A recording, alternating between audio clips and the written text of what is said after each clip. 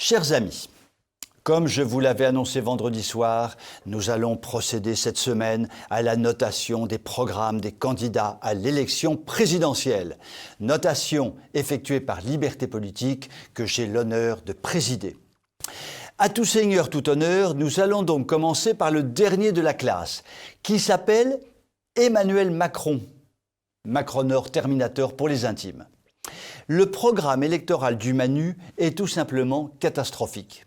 Il reprend globalement le programme de 2017, car on ne change pas un plan qui mène au désastre.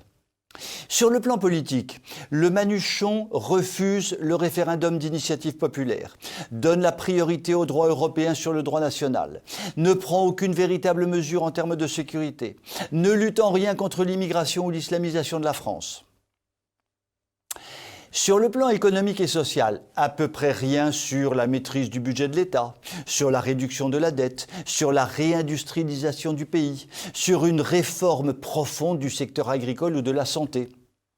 Petite avancée sur les retraites, rien de plus.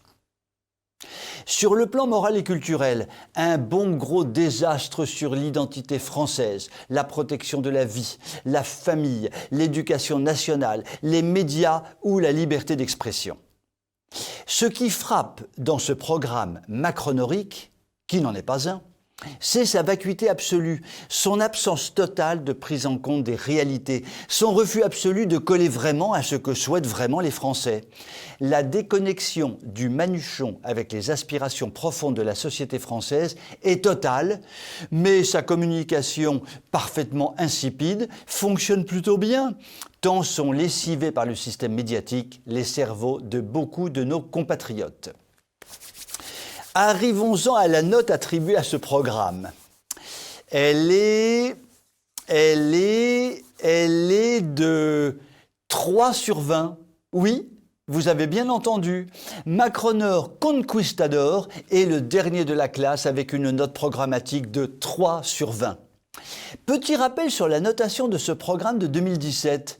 Le Manu avait déjà obtenu la note de 3 sur 20, note parfaitement méritée compte tenu de son bilan purement catastrophique.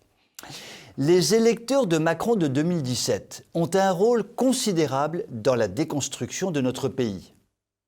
Si le Manuchon est réélu en 2022, ils pourront se vanter d'avoir tué la France. Je vous souhaite une très bonne soirée.